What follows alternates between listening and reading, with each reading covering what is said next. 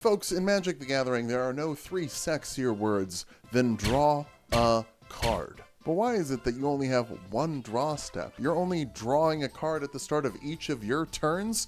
Phooey! You should get to draw cards on everyone's turn. And that's what our goal is today with Ephara, god of the Polis. It's pronounced Polis, like city, like Vox Populi, or Minneapolis, which is home to my favorite local game store, Lodestone Games. This is not a plug for them. They didn't pay me to do this, but I just wanted to wear it because it's a Minneapolis coffee shop and card shop. You should support your own local game store. It's a cool thing to do.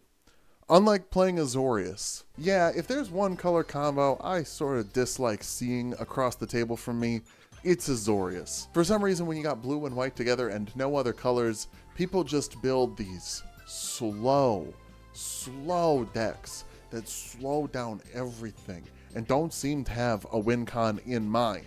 Which is why this deck has win cons, by the way. I put win cons in my decks so that you don't have to be sitting there for 3 hours. This is not a grindy Azorius deck that's going to take forever to get through the game. It is a deck that's got some annoying cards in it. What can you do when playing Azorius? But our main goal is just to draw cards, draw lots of cards, and eventually draw one of those win cons. So how does Ephara, god of the Polis, work? Well, she's a god, for starters, which means that she's indestructible, but it also means that she isn't even a creature until your devotion to blue and white is 7 or greater. That is the pips at the top right corner of the card, and every colored pip, every white and every blue you have on permanents on your board counts as a bit of devotion. She counts as 2 herself, because she's got the white and the blue. When she does become a creature, she is indestructible, which means you can swing her as much as you want or leave her up as a perfect blocker. But mostly, she is here to give us one thing: the ability to draw a card on each upkeep if we had a creature enter the battlefield on the previous turn. Now that previous turn doesn't have to just be our turn. Our goal is going to be getting a creature out on every turn, which means we get to draw a card on every turn, which also means that we'll have a pretty large board with a lot of things to swing so that the game doesn't take forever. Now, all creatures are created equal, but some creatures are created more equal than others, and this deck definitely has some favorites. Homunculus Horde has you making a token copy of it every time you draw your second card each turn, which means the first time you do that, you have 2 Homunculus Hordes, then you have 4, then you have 8, then you have 16. It works exponentially, unless the Homunculus Hordes are dying. But it also means that if you can get 2 cards drawn on an opponent's turn, you get to double them on each opponent's turn, and also you get that draw trigger. Draw trigger. Why did I say that weird? Like I'm fucking Parker Posey in White Lotus. Piper, you need to get your draw trigger. Where's my lorazepam? Fuck it, you can just put in my Parker Posey, it's pretty good. Illustrious Wanderlift doesn't even make you work for it. When this is on the battlefield, you make a gnome at the beginning of each upkeep. That's a creature that enters the battlefield. That's a card you draw on the next upkeep. It also has Ascend when you control 10 or more permanents. Artifact creatures you control get +2/+2, which means those become 3/3 gnomes, and when you're making one every upkeep, that's a pretty wide board. Abed Nadir Kraken lets you pay 1 colorless mana whenever you draw a card. When you do that, you put a +1/+1 counter on it, and you create a 1/1 blue tentacle creature. That's a creature entering the board, which means you draw on the next upkeep. When that draw step happens, you can pay 1 colorless mana to do it again, and cycle it all so that you're always hitting that extra card. For whatever reason, Ephara really likes tentacles. Don't look at her search history, because Watcher in the Water is another Kraken that also is really good for this deck. Whenever you draw a card on an opponent's turn, you make a 1/1 blue tentacle creature. That's a creature entering, which means the next upkeep you draw a card, which if that's an opponent's turn, means that you make a tentacle, and so on and so forth. So you're always drawing more cards until your upkeep, and then you've actually got to play a creature again. Boo-hoo. It's also a 9/9, but it enters with 9 stun counters on it, so you're probably not going to be swinging with it. Though every time a tentacle you control dies, you get to remove a stun counter from a Kraken you control. I'm going to be honest, this isn't here to swing. If it does eventually get to swing, that's neat, but this is here to make tentacles to make you draw cards. Speaking of tentacles, let's segue into payoffs for drawing a lot of cards, because that's something you should do. Drawing cards is good, but what if we made it better? And we can start that with Ominous Seas. Every time you draw a card, you put a counter on it, and you can remove 8 counters from it to create an 8/8 Kraken.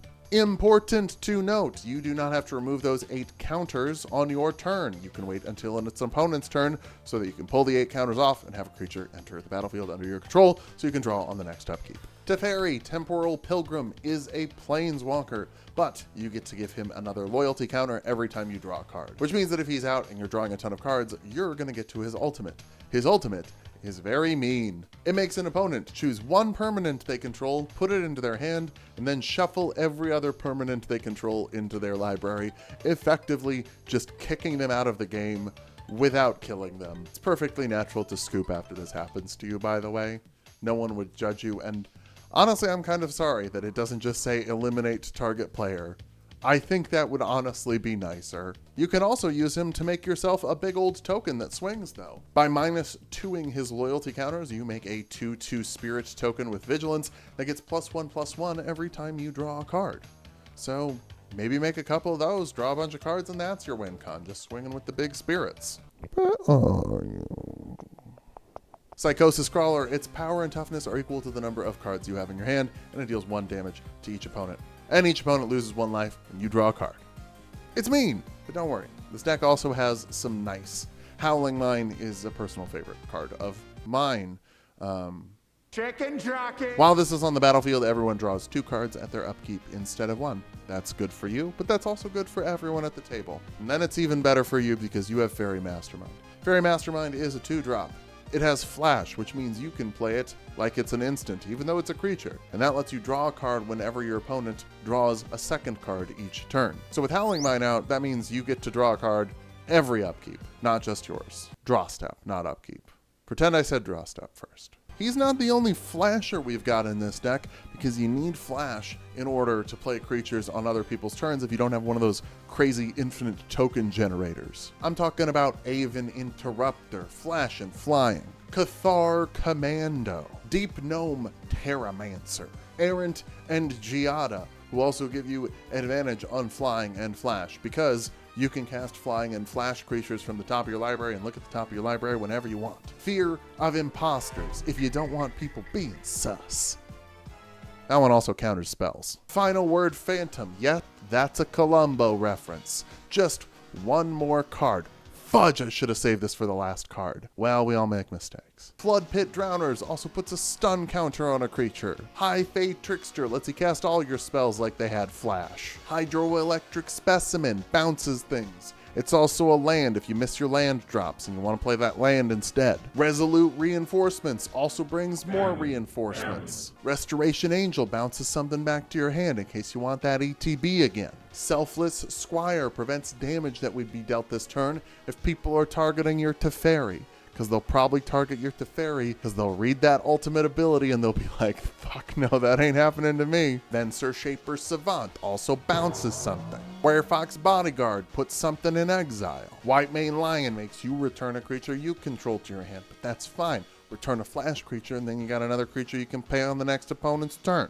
All of those flashy boys, plus those token generators, should make sure you're drawing a card on almost everyone's upkeep. But just in case, we also got Shirakai, the Genesis engine, a much more popular Azorius commander. It's technically a vehicle. It's the Eva, and we need you to pilot it by paying 1 mana and tapping it to draw 2 cards and to discard a card, but also make a pilot token. So yes, it draws you cards, but also it makes a creature, and you can do that as an instant. You don't have to activate that as a sorcery. You can do that on an opponent's turn to get a creature in. You can also have someone... Oh no, I don't know if that's true, so I'm not going to say that. I'm not going to say that because I don't know if it's true, and I don't want to be wrong on the internet. If you like the creatures that don't have flash in this deck, like Knight of the White Orchid or Reflector Mage, you can also use something like Leyline of Anticipation. If you get that... Oh wait, hold on. Let me do that. Let me make it a Rocky Horror Picture Joke. You can use Leyline of Anticipation, which is a leyline, meaning you can play it at the beginning of the game if it's in your opening hand for free, even though it costs 4 mana. Later it costs 4 mana. 4 mana is still pretty worth it. Check your hand. Does your hand have a lot of creatures without flash? Does it have a lot of spells without flash that you'd like to cast at instant speed? Put it out. Does it not? Are you running instants and stuff with flash? Don't spend the mana on it. You don't have to cast every spell in the deck, but this is a good one. if it hits the board immediately, or a good one if you see yourself with a lot of stuff that can't enter on an opponent's turn. Of course, I did say we had dick moves, and yeah, we've got dick moves. Rhystic Study. It's a dick move. But this is a card draw deck, so it feels like it should have Rhystic Study. Like, I'm sorry, am I going to make an Azorius card draw deck and not put Rhystic Study in it? It lets you draw a card every time an opponent casts a spell, unless they pay the 1. Do you pay the 1? Do you pay the 1 is sort of the opposite of draw a card. It's the least sexy words in Magic the Gathering. Speaking of Esper Sentinel, it's a creature. It's basically white Rhystic Study, but like a little worse because it's only for non-creature spells, and they have to pay X, where X is the Esper Sentinel's power. It starts off as 1. I don't think there are ways in this deck to make it get bigger. I could be wrong, though. I don't remember every single card that's in this deck off the top of my head. You're going to draw some cards. Think like Soul Rings, Arcane Signets, all of those hitting the board. All those draw you cards. Of course, to draw more cards when we draw cards, we have Teferi's Ageless Insight, a favorite card of mine, which makes it so that whenever you would draw a card other than the card during your draw step, you draw 2 cards instead. So that means every opponent's upkeep, if you can get those tokens out or you can get a creature out, you're drawing 2 cards. That's 8 cards per round. That's more than a whole hand.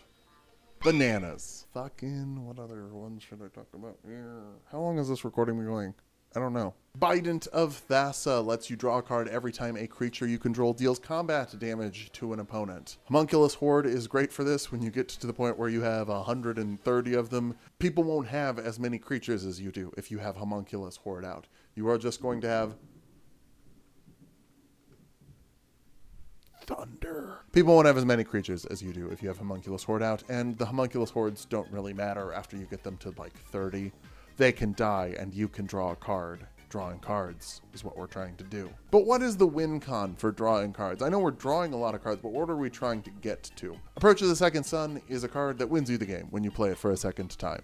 The first time you play it, you just gain 7 life. But then you put it 7th card from the top to your library. Don't be a dingus like me and accidentally do something that makes you shuffle your library when you do this.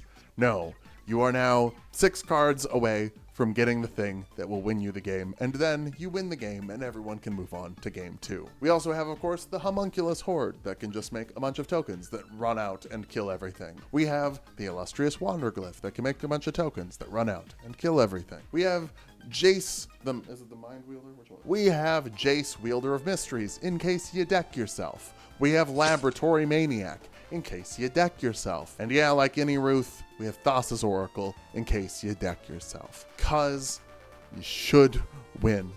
You should win. Someone should win eventually. If there is one philosophy I have in my head, it is that games should be shorter and people should win and maybe even run fewer counterspells. This deck obviously has counterspells. It's in blue and white. We don't need to talk about counterspells, but yes, they are in there.